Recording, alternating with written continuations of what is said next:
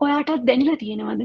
තමන්ගේ අතරේ තනිකමක්, අසරණකමක්, තමන්ගේකම, තමන්ගේ අය.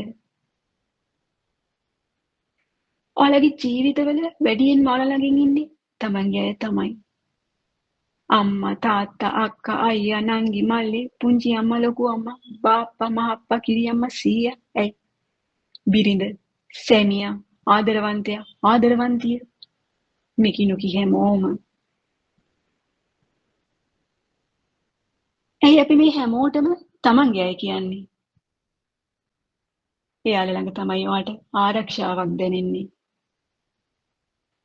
කරදරයක් වුණ වෙලාවට මතක් වෙන්නේ එයාලව. ඉස්සෙල්ලම පිහිටට එන්නේ එයාලා. ඔයාගේ හිතට බයක්, සැකක් දැනුණ වෙලාවට මතක් වෙන්නේ එයාලව. රැකවරණය දෙන්නේ එයාලා. එහෙම නේද? ඔයාගේ ජීවිතේ කොයිතරම් හොඳ දේවල් කරලා තියෙනවද? අභියෝගවලට මුහුණ දීලා තියෙනවද? ඔයාගේ අම්මා තාත්තා පවුලේ අය හිටියා නේද හැම මොහොතකම හෙවණැල්ලක් වගේ. ඔයාගේ ජීවිතේ කරලා නැද්ද වැරදි? වෙලා නැද්ද දරුණු අතපසුවීම්? හිටියා නේද ඔයාගේ අම්මා තාත්තා පවුලේ අය නෑදෑයෝ හැමෝම ඔයා එක්ක?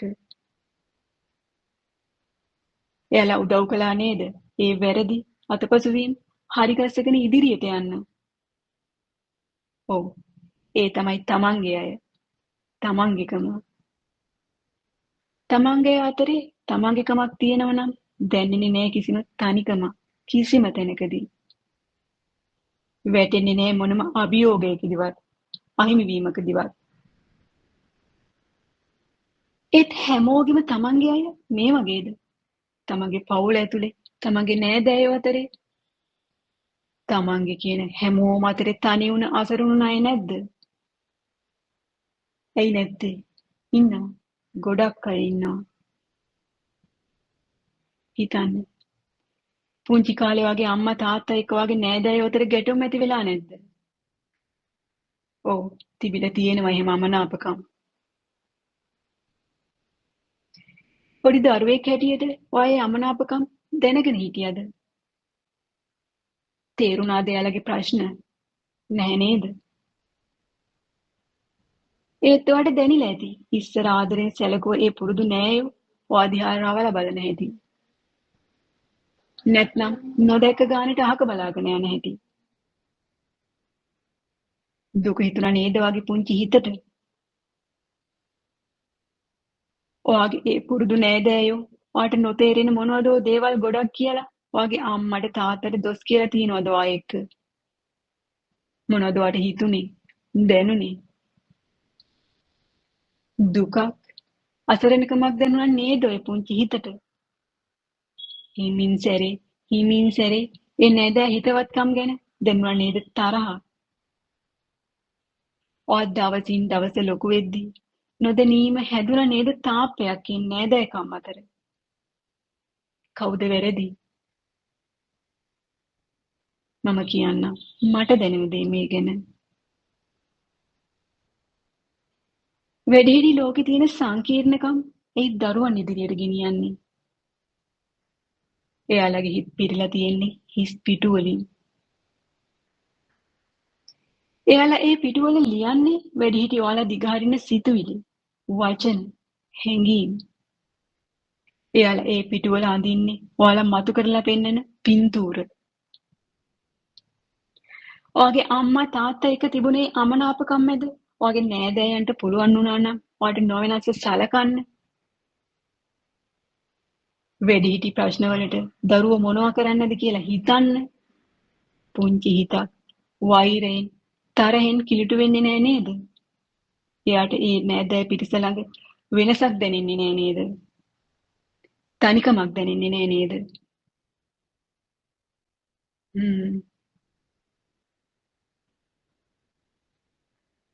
ඔයාගේ ගෙදරට හොරෙන් ආදරේක පැටලිලා නැද්ද? ඔව්. තියෙනවා.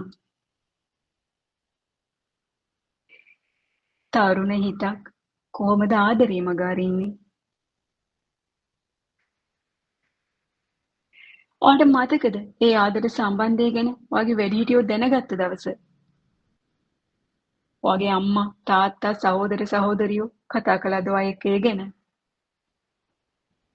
ඇහුවද එයා ගැන විස්තර? හරියට යාළුවෙක් වගේ.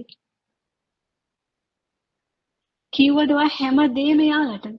ඔයාලා හමු වුණ හැටි, එයාගේ වගතුග සේරම. බැන්නේ නෑ නේද අම්මා තාත්තා? ගැහුවෙත් නෑ නේද?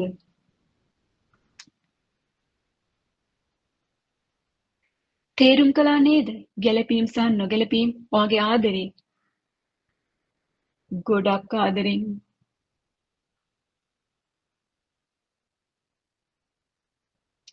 එහෙනම් ඔයා ගොඩක් වාසනාවන්තයි. තනි වෙන්නේ නෑ ඔයා කවදාවත්. අසරණ වෙන්නේ නෑ ඔයා කවදාවත්.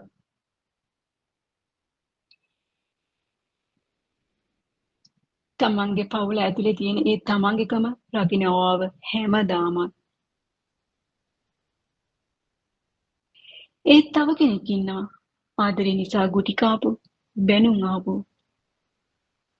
ඔයාගේ ආදර සම්බන්ධය දැනගත්තම ඔයාගේ අම්මා තාත්තා සහෝදර සහෝදරියෝ බනින්නේ නැති. කිසි දෙයක් නොඅසාම. ගහන්නේ නැති. එයාලට බොරු කළා කියලා, රැවටුවා කියලා, ලැජ්ජ කළා කියලා.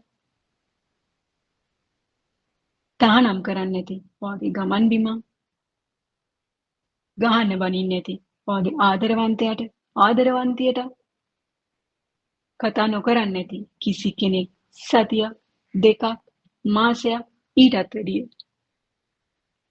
කියන්න මට මොකද්ද දැනුනේ ඔයාට? තනිකමක් දැනුණා නේද? ඔයාගේම පවුල ඇතුලේ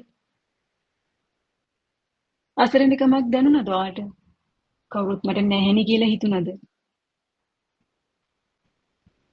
තියෙනවා දෙයක් හිතන්න. නෝ කිසිම විවාදයක් නැහැ. ඔයාගේ අම්මා තාත්තා සහෝදර සහෝදරියෝ හැමෝම හිතන්නේ ඔයාගේ ජීවිතේ ලස්සන කරන්න.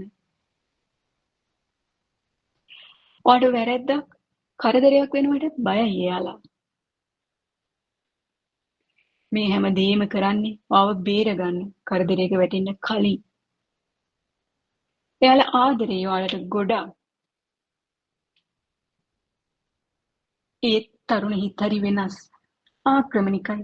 ආවේගශීලී. හරි ඉක්මනට තීරණ ගන්නවා. පේන්නේ නෑ ඔය කියන ජීවිතේ දුර ඈත. ඒ තමයි තරුණ හිතේ හැටි.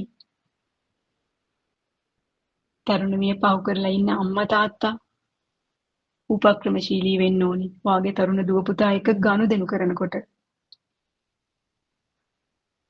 අම්මා තාත්තා නැන්දා මාමා බනින්නේ නැති. ඔයා පොඩ්ඩක්වත් අපි ගැන හිතන්නේ නෑ. අපේ නම්බුව ගැන හිතන්නේ නෑ කියලා.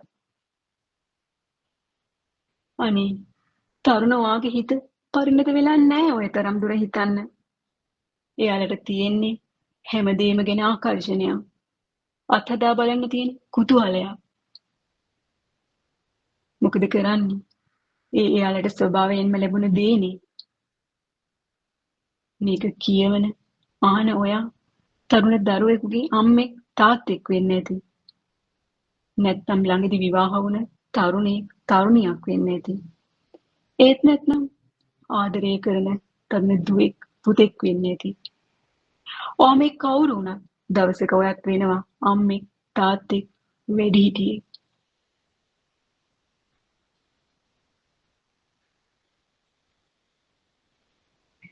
හිතන්න එදාට වෙන්න එදාට ඔයාගේ දුවගේ පුතාගේ හොඳම යාළුවෙක් එයා ඉපදුනදා ඉඳන්ම ඇහුම්කන් දෙන්න. එයා කියන හැම වචනයකටම දැනෙන්න දෙන්න එයාට අම්මා තාත්තා එයාට ඇහුම්කන් දෙනවා කියලා. වෙන්න ඔයාගේ දරුවගේ ප්‍රේක්ෂකයෙක්. නැති කරන්න දෙන්න එයාට එයාගේ පෞද්ගලිකත්වය කැමැත්තෙන්ම ඔයාගේ ළඟ. ඇහුම්කන් දෙන්නෙක් වෙන්න එයාගේ ලෝකේ. පුරවන්න එයාගේ ජීවිතේ හැම හිඩසක්ම ආදරෙන්. කාටවත් ඇතුල් වෙන්න බැරි වෙන්න. මොකද ඔයාගේ දරුවගේ ජීවිතේ ආදරේ හිඩැස් හදන්නේ ඔයාලමයි.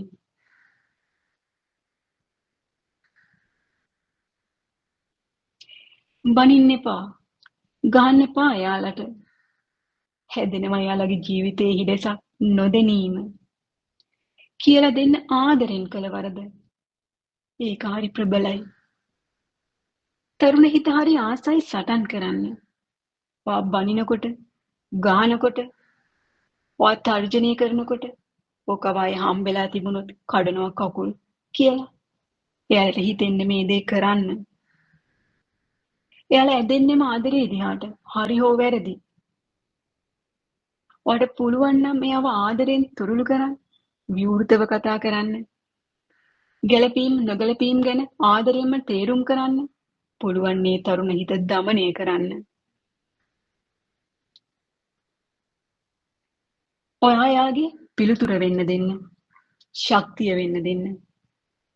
තමන්ගේ අතරේ තනි වෙන්න දෙන්න එපා මොහොතකටවත්.